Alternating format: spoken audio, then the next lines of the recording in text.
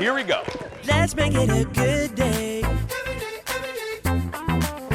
We do it our own way. Let's make it a good day. Oh, no matter what they say. Oh, yeah, yeah. Good morning, everybody. We are live from our studios in Eden Prairie. Happy one more alarm clock till the weekend. Welcome to the Jason Show. I'm the aforementioned Jason. Thank you for being here. Hope you're having a really good day. Please keep those hands coming together there in your living room for our good friend. Please say hello to Kendall. Good morning, Kendall. Good morning, everybody. How you doing? Good morning. How you doing? Good. I love how you just phrased that. One more alarm clock away until no alarm clocks for 2 days. That's how I look at it. One more alarm clock till the weekend. Oh, that's it. man. That's it. And I woke up an hour before my alarm clock today. I hate that. Did you fall back asleep at least? No. I sat there and I thought about all of the ways I can make the world a better place.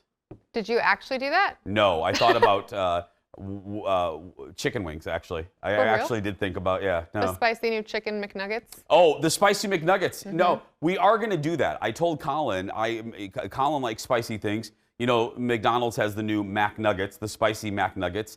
Not getting great reviews. Not getting great reviews. People still say that the Wendy's is superior. Colin is an expert at spicy things. Okay. So I'm going to take him to a McDonald's. I guess he's an adult. He can go himself. And we're going to get his expert opinion if the spicy McNuggets are good. Are they actually called McNuggets? Like, is it with Mac sauce? No, I'm just being goofy. I call them McNuggets. Yeah. Oh. You got me excited. I was like, maybe I will try them if they have to do with Mac sauce. No.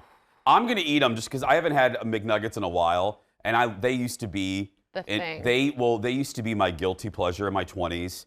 You know, I barely could afford one McNugget, but when I would get a lot of tips from working Red Lobster, I would go to the McDonald's on on Nicollet on East Street. So I lived in Loring Park when I first moved here, and I would go to McDonald's and I would order a 20 McNugget, a supersized fry, and I would get 2 Diet Cokes so they wouldn't think it was all for me.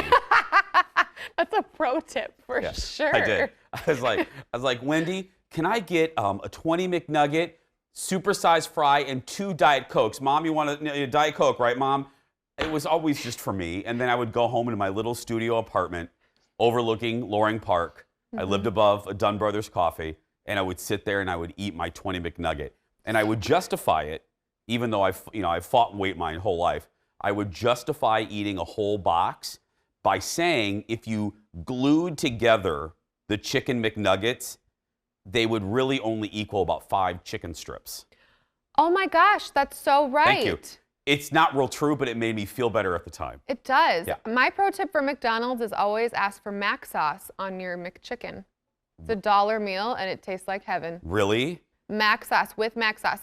Don't do the whatever they normally put on it. Yeah. Mac sauce with your McChicken. You're welcome. So the Big Mac sauce with the McChicken. Yeah, you're welcome, America. Oh, and they'll do that? They'll do that, and then I get a small fry with ranch, and you're out the door with like $2.50. You got a meal. I wasn't a big, and one more thing about fast food before you move on. I wasn't a big ranch person until I moved to Minnesota, and I realized ranch is like the state bird. You know what I mean? It's the loon and a packet of ranch. I do. I eat everything with ranch but salad. I hate ranch on my salad. Oh, really? Isn't that odd? No, I used to eat French. That's because that's all Dar would order for me. Oh, so I thought there was no other salad dressing until I became an adult. And then I realized my mother just shielded me from other fabulous dressings. Oh. Let's get started, everybody. Speaking of food, it is time for the hot dish. Here we go. The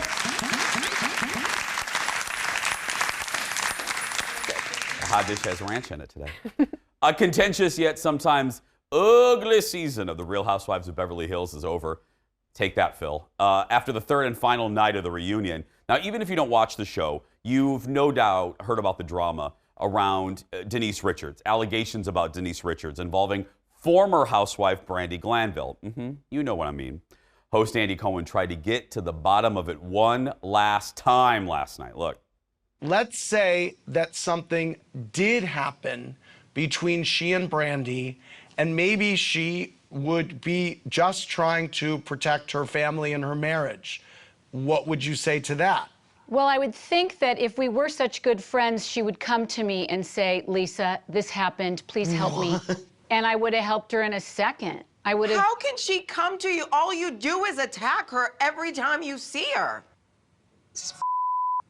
Here's the Why are thing. you attacking me? I've been friends for 20 years, Lisa. I'm Why not do you keep attacking coming you. at me? I want you to say. Yeah, I want you are. Okay, Denise says she told the truth. She kept saying it repeatedly, but none of the other women will accept it. Look. None of us like to see anybody feel hurt or bad. I mean, I've watched all of us go through times like this. I've gone through the most difficult times of my life. Obviously, something like this, there's repercussions. I understand that. Just be open and honest, because that's the only way we can actually have a real friendship. Because I would like to be able to move forward with everyone. I appreciate you saying that, but sometimes you women don't accept honesty and you think someone's lying. And that's where it's like, that's what's hurtful. Denise ended up leaving the reunion in tears and will not return next year. Yeah, they ended on a toast. It was all supposed to be like, okay, let's toast to a good year. But right before then, Andy was asking Denise a question, and Denise literally got up and said, I need to eat something, and got up off the chair and didn't return. I'm like, can you do that? Like, I couldn't do that on this show. I couldn't be like, you know what? Before we do this next hot dish story, I need to go get a fillet of fish. You know what I mean? We were just talking about it. Jeff would kill me, you know? But Denise grabbed her stuff, grabbed her little Capri Sun, was like, I'm out. I'm out. Yeah. So, I don't know. Despite what she's saying, most of the women still believe something happened with Brandy. I like Andy's question, but I will say that strategy of talking to Lisa Rinna at the beginning might have worked. At the beginning, if Denise had something to hide, and at the beginning, Lisa and Denise were friends, go to Lisa and say, off camera, go, girl, something has happened. I don't really want to talk about it. You're my friend, protect me. Right. Then it could have probably been, but also, ... they're on a reality show. Come on.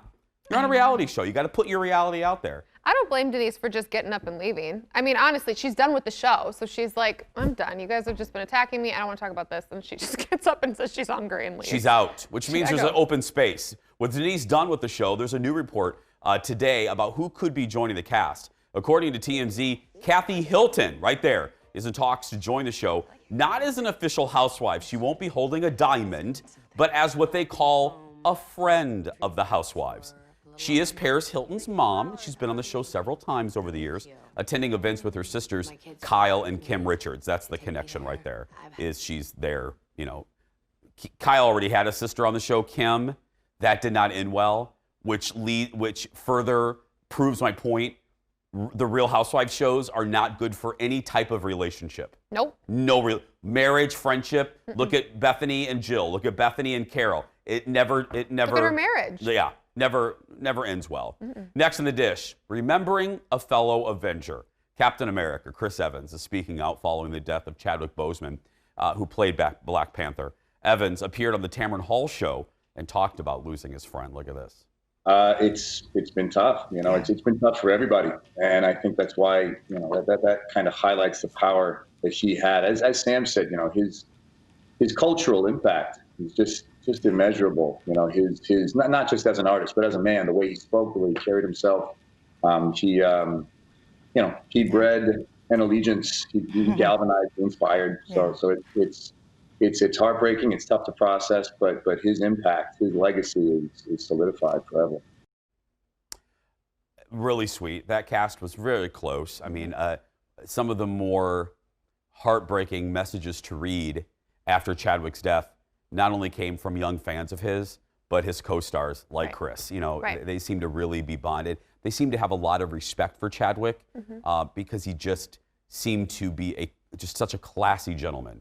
Right. Classy gentleman. Absolutely. You haven't heard a single person, not that a lot of people say bad things about you when you suddenly pass, but it has been an overwhelming amount of support for the man from everyone he ever met and people he never knew, you know? Well, and let's go from sentimental to a little scandalous. You know, this interview made a lot of news, not just because Chris was very kind to Chadwick Boseman, but, you know, Chris Evans has been in the news this week. I don't know. Have you heard about Chris being in the news lately? No. Okay. Chris was in the news because he accidentally tweeted a photo that he probably didn't want public, if you catch my meaning. Oh! Yeah. Yeah, there was a photo on his phone that was in a video, and it was a very private photo. Risky business. Yeah, it was a very private photo of something, and it went out into the world. And so Tamara got the first interview, and Chris said it was embarrassing, but he learned a lot, and he's moved on. I felt bad for him because it's well known Chris suffers from anxiety. He's been very open about it. So I thought when it released, first, let me try to see it, and then I feel bad for him. I was just going to say, half the audience is going, well, I'm not going to lie. Chris I'm not going to Evans sit here. photo. I have empathy for him. But and all of you, don't act like you weren't on your couch on Saturday going like this. I mean, if you heard about it, you were going to search for it. I mean, I couldn't find it though. Most of it was blocked. Boom, gone. He did a good job of making sure that was gone forever. He did, but I did feel bad for him. He's Yeah. another classy gentleman. He is. He and his brother. I saw his Scott brother at Disney World one time. Really? Is Yeah, he cute? he's very well. I mean, look at that gene pool. That's true. Think of it. Silly question. Silly question. Full of pretty people. You are pretty as well, and I hope that you will stay right there because we have a great show today. Back right after this, everyone. Are you ready for more Hot Dish? It's coming out of the oven. Coming up next. Dax Holt is live with the scoop on his interview with the guy credited for making people like Paris Hilton and the Kardashians a household name. How did he do that? What did he do? You'll find out from Dax. And our special guest today is very, very special. Jason Show buddy Melissa Peterman is back. She's giving us the 411 on her reunion with legend Reba McEntire. Plus, we're putting her to the test with a little game. Stay right there, friends. We will be right back.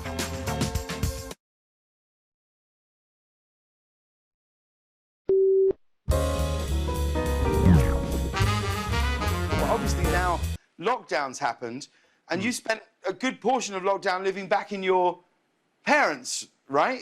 That's right? You went back home?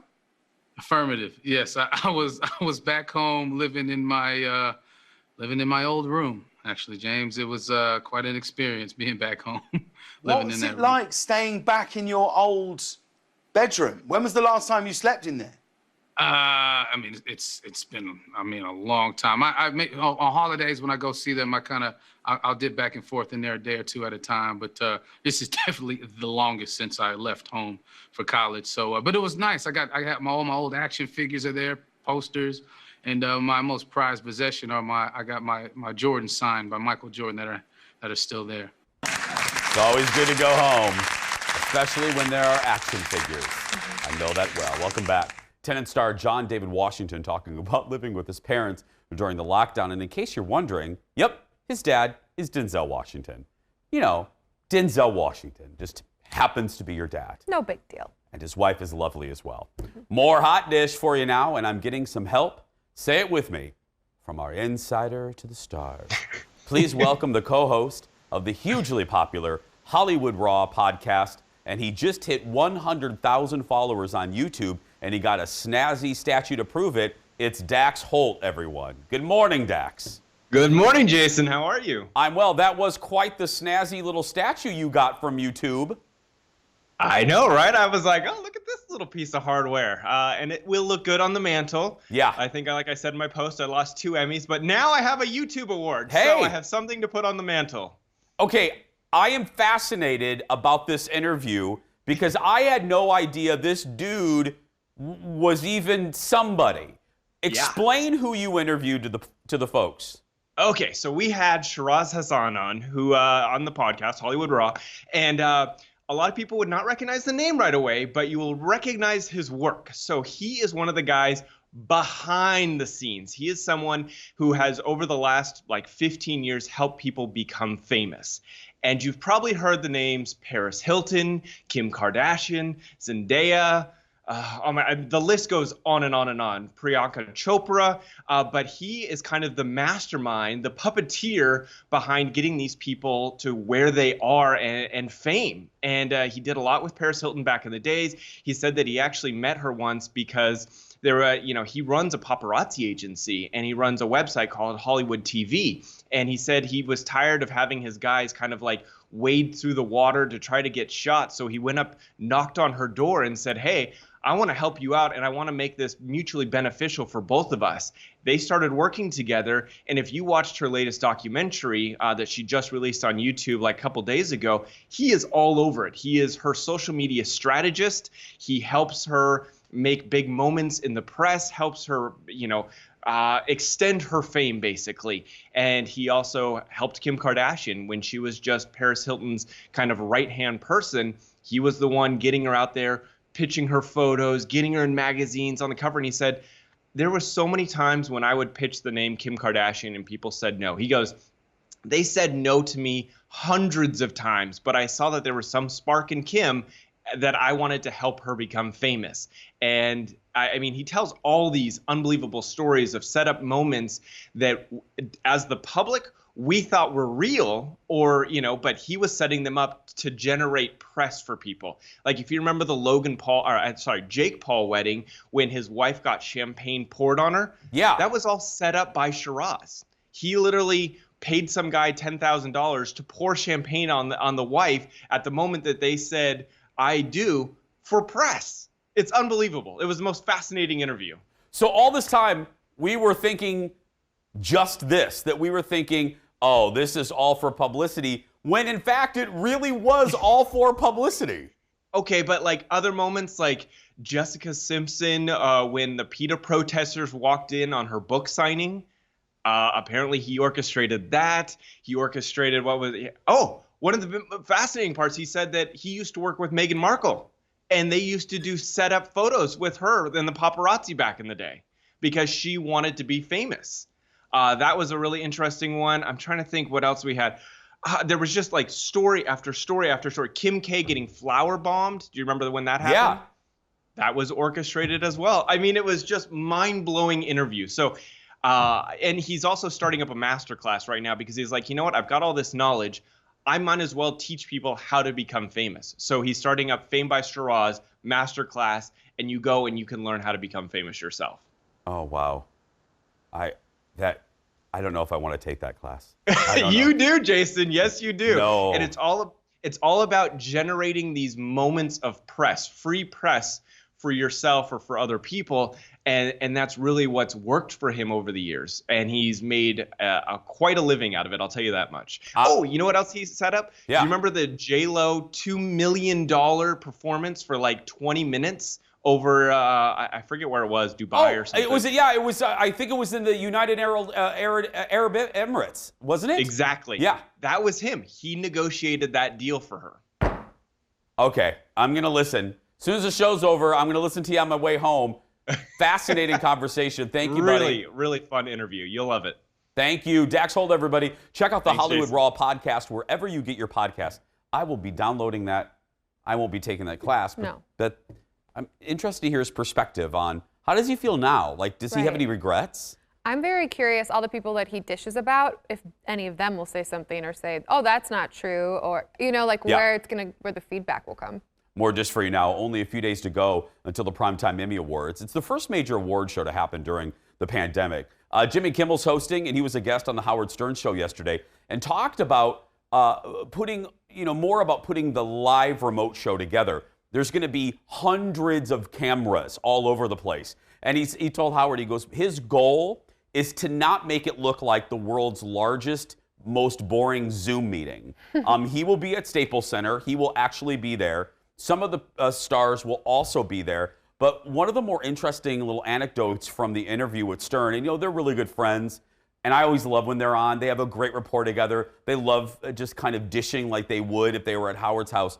But he talked about the in memoriam segments, whether it's the Emmys or the Oscars, and you guys know this, there's always controversy the next day. There's a star or a director that they leave out that enrages a particular fan base. Mm-hmm. Well, Jimmy revealed, he said to Howard, I'm paraphrasing, you have no idea how political the in memoriam segment is. He said that it also proves that Hollywood is just disgusting till the very end because the representatives of the dead people lobby on behalf of their former clients to get into the in memoriam. They call the producers to lobby for inclusion into the montages. Oh my goodness. So even dead celebrities have people pushing for publicity for them.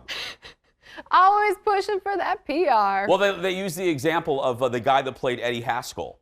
I guess they weren't going to put it, I don't know if this was true or false or just, a hypothetical, but they weren't going to put him in.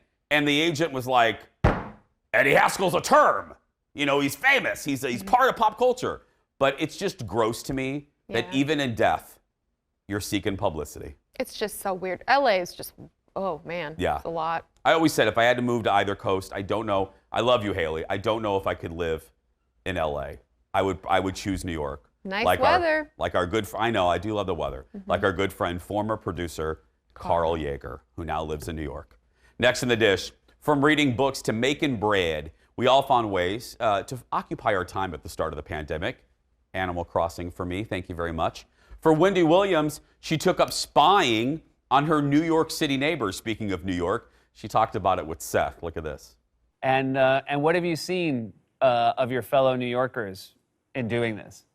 Well, there's an apartment building across, and the man takes showers, and the shower is right there at the window. And I watch. So what are you seeing? I'm assuming the window isn't a head to toe. No, it's a head to ankle. that's still most of the good parts. Now, Wendy, when I heard you were looking at Wendy said she didn't like doing her show from home. If you're wondering why she hasn't been live from her house for a while, because people were criticizing her house. They were criticizing your surroundings? What? Her show returns to the studio starting Monday on Fox 9 at noon. Yeah, I mean, that's the thing. I mean, you're letting people into your house. Right. Oh, look at that little doodad back there. That sure is ugly wallpaper you have, Wendy. Right. Well, she talks about it a lot. When she was live at home, almost every intro to the show, she had to address something people were saying about her. And I was like, that just stop. Yeah. Keep it to yourself. Nobody cares what you think. Have you ever spied on a neighbor? Of course. You have? I grew up without neighbors. Go ahead and tell us their addresses right now and what their names are. Well, I grew up without neighbors, so when I moved to an apartment in the city, it was so fun to see how other people live. I was like, this is what people do. Huh? Cool. I would sometimes, when I lived in the aforementioned Loring Park, I lived there when I was 23 until I was 29. And I had a neighbor. I was at the end of a hallway, and here's my door and here's his door. Yep. Let's just say he was very active. Oh. He was a very good-looking guy. He was, as Colin said, he was actively single. Oh. And it was basically like a Friday night at the Old Country Buffet. I mean, there was lines, and I would come out of my apartment sometimes, and I would hear things, if you catch my meaning, and I would sometimes just stand in the hallway and just laugh my butt off, and sometimes be very intrigued by some of the zoo-like noises I was hearing. Yeah, it was like, yeah, it was very, very crazy. We're talking live to Wendy tomorrow on the show. I wonder where that neighbor is. I do think about him every so often. You would. I do. Still to come, everybody. She's one of our favorites and yours, actress and comedian and Minnesota native. Yes, we're claiming her, everyone. Melissa Peterman joins me live for the rest of the hour. We'll talk about her new project with the one and only Reba McEntire, and you know we are going to laugh. We are going to laugh a lot, so don't you go anywhere. Back right after this.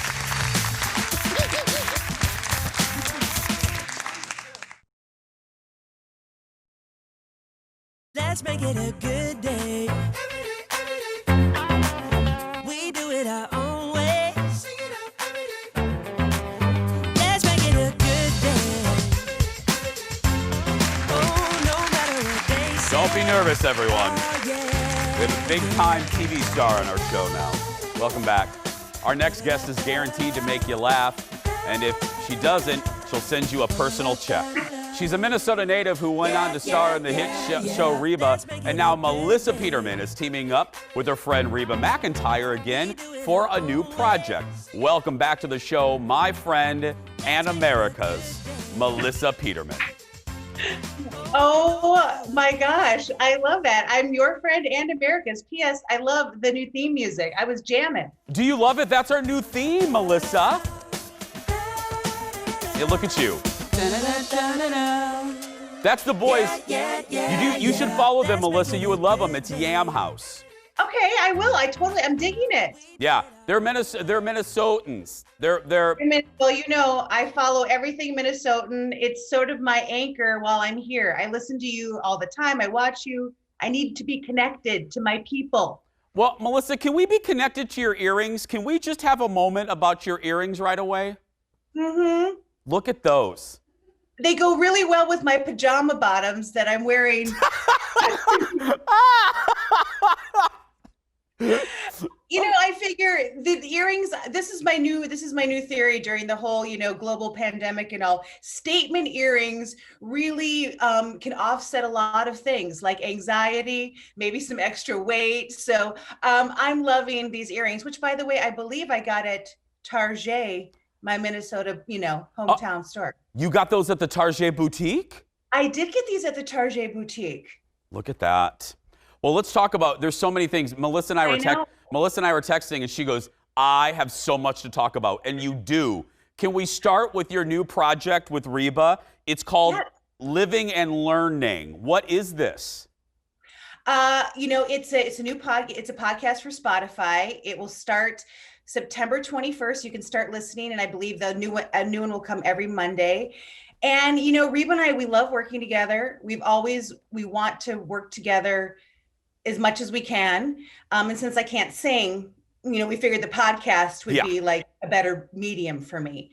No, I think it was really cool because, you know, what I love about her, and I've known her now for 20 years, is like she loves learning new things and she loves meeting new people. And I think that is what we need more of in this world, is like listening and talking to different people. So we do this podcast. It's, you know, I joke that I'm writing the theme song. We're living and learning, but she won't let me sing it.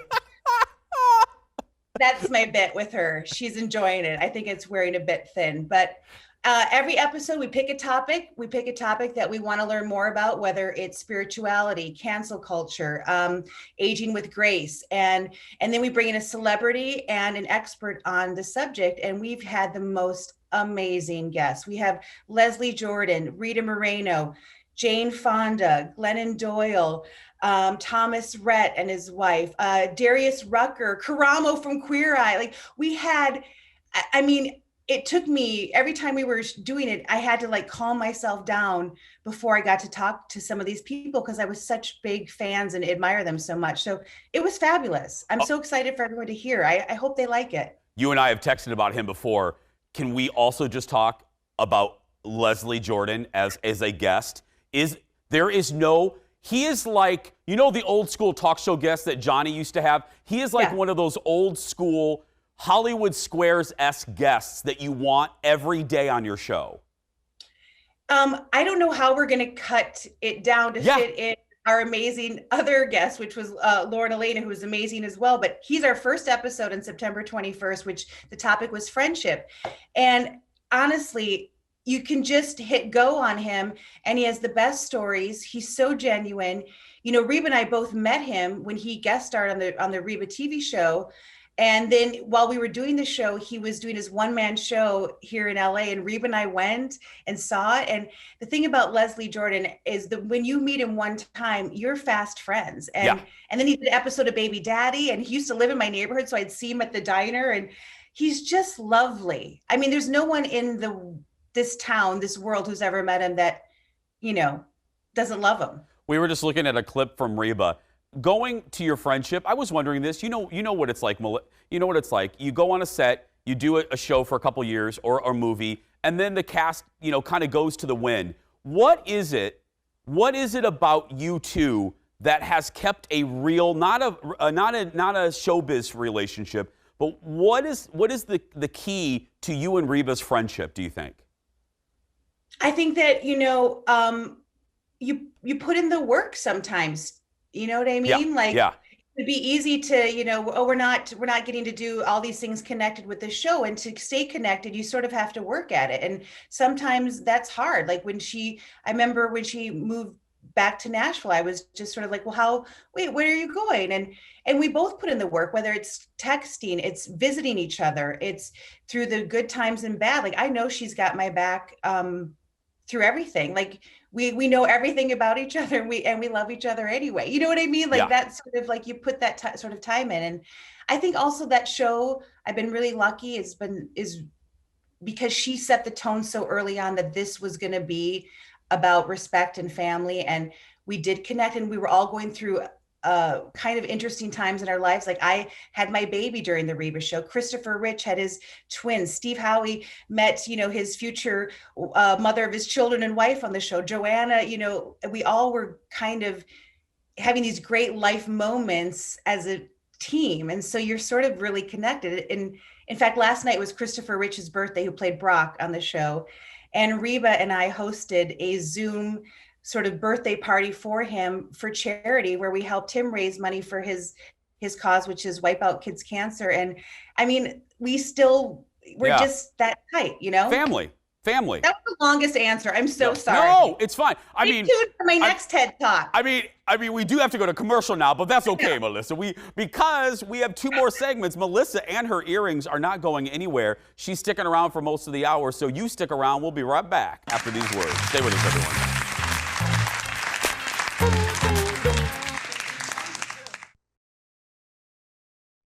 And I hope everyone is cutting themselves a little slack, like, you don't feel bad if you're not learning another language, or, organizing your house, or like cooking souffles, or, whatever, weaving a blanket out of old magazines and envelopes. We just got to get through this. And sometimes that's eating frosting out of a can and waking up with it in your hair. That's okay, right? It is. Truer words have never been spoken. That's my buddy, Melissa Peterman, back in May when she was part of Fox 9's Shine On Minnesota event, raising money for local nonprofits. Melissa is our guest for most of the hour. Thank you for doing that. Speaking of friendship, Melissa and I are like real friends, and like, you're in my contacts. I think you're probably the most famous person in my contacts. But I always hate asking people for favors, so I even feel bad like asking you to be on the show here. But you were so gracious for doing that, and I just want to say thank you. Oh, it was my absolute pleasure. I mean, and I don't think I'm the biggest person in your contact. I think you're the biggest one in my contact. And we were just texting last night. Like, we are real friends. Yeah. And of course I'd say yes. I mean, we have to take care of each other during this time. And, you can't take the Minnesota out of the girl ever, That's my town. We got to help each other. Okay, all kidding aside, because I'm curious, other than Reba, because Jeff and I were just talking, we're going to talk about 25 words or less. Y'all get some big stars there. So it led me to wonder, who is the biggest person in your contact on your phone? Who, other than Reba, who's the biggest star in your contact list? Yeah. Who do you think it is?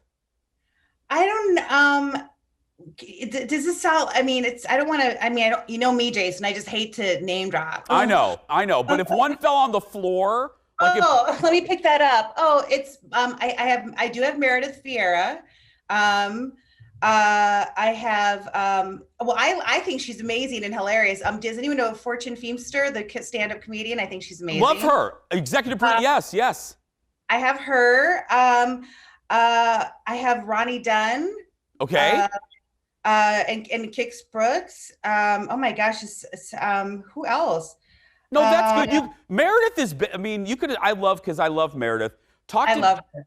So Melissa's doing 25 words or less, which airs here on our sister station. Y'all do get some big stars on that show. You are a game show queen, though. Do you enjoy doing it? I love it. I truly feel like I did all of this acting work just to get to be a game show player. I truly, I think about it. I obsess when I leave if I didn't help that person win. I love it so much. And they do get big stars. Like, I know. Mr. Big, Chris Noth, I got to play with him on 25 Words or Less, and I about died. Like, they do get amazing people. I don't even know how they bring me in. It's crazy. What is it? I mentioned that you are working, you're going to be returning to Young Sheldon.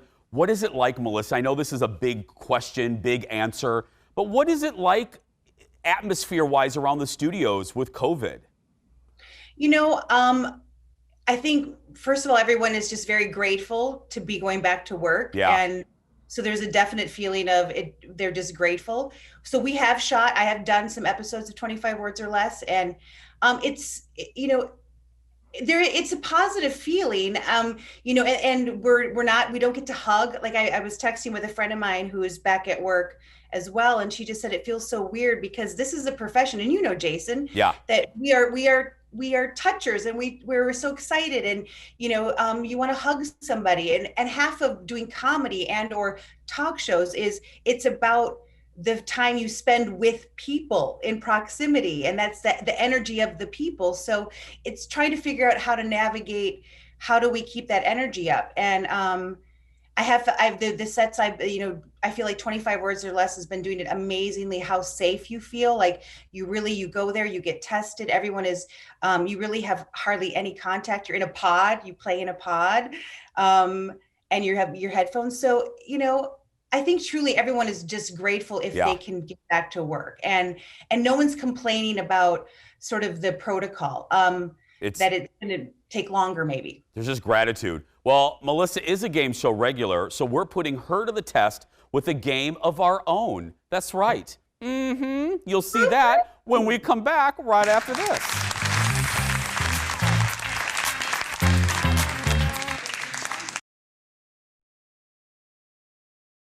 Yeah. Well, I don't know if you know this, Gabrielle, but I don't know if you know this either, Chris, but in high school, my nickname was also Mr. Big. I'm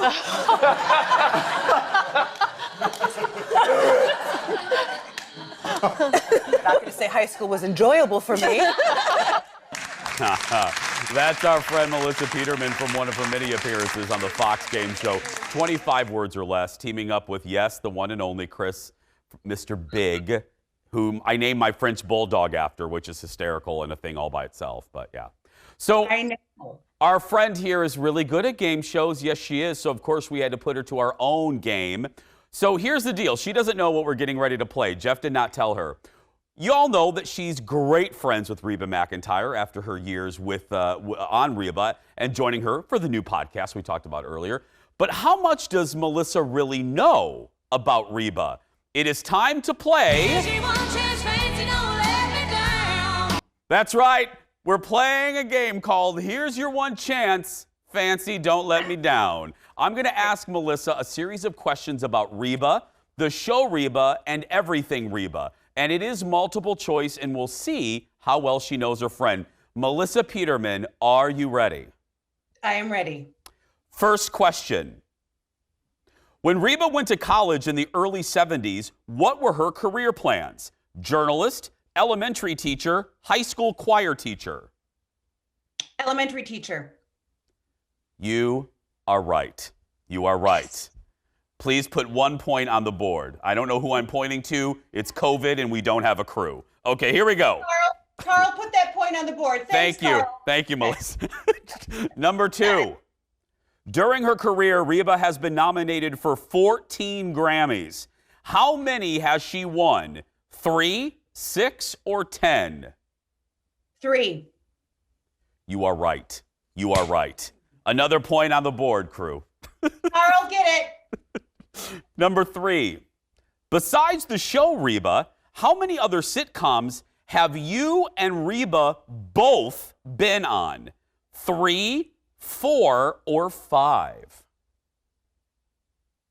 Like both of us, like how You many both, we all... not necessarily together, but you've both appeared on. Say the numbers again. 3, 4, or 5? 5. I'm sorry, the answer is 4. We think.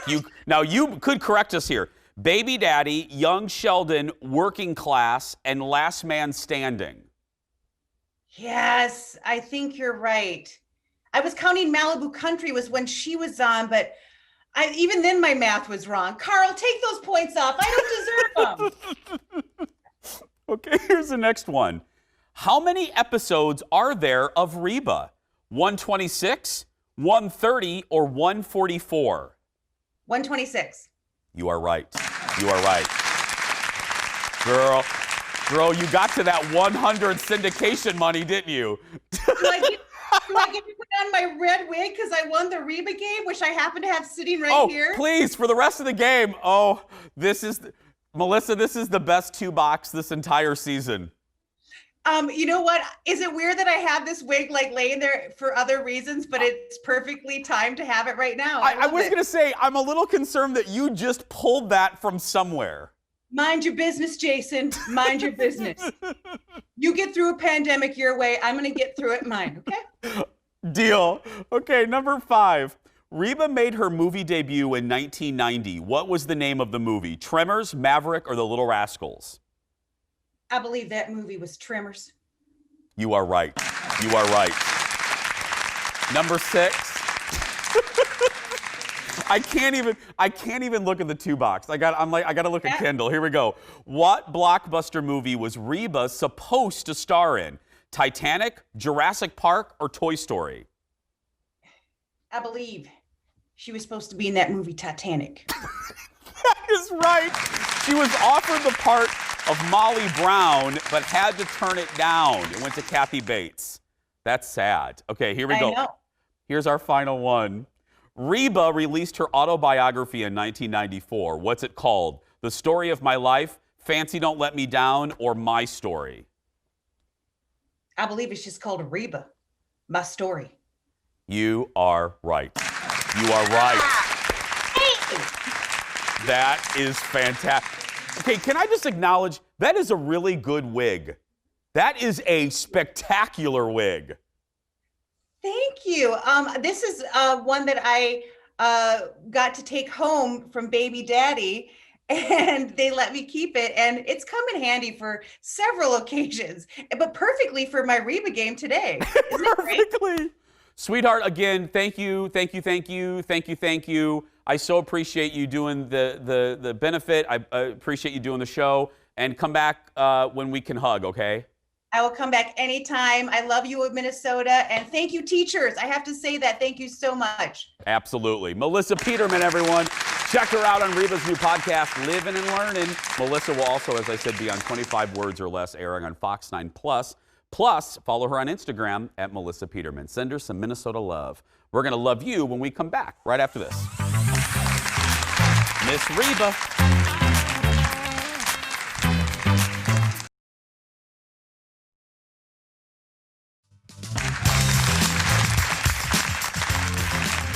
Welcome back. Checking in with social media. Someone posed the question to me, what I posed to, I almost called her Reba, to Melissa. The most famous person in my phone, probably Melissa or Paige Davis from Trading Spaces. Big names. Yeah, those are the probably, and 2 actual friends. Yeah. We're gonna try to get Paige on the show next week. We haven't seen her for a while. She let her hair grow out. She's letting the gray be natural. I love it. She's cool. A sweetheart. Yeah, two great ladies. You can stay connected with us on social media. All you have to do is search for Jason Show TV on Twitter, Instagram, and Facebook. Send us messages. Let us know what you think, and we appreciate it. We're going to take a break, everyone, wrapping things up right after this.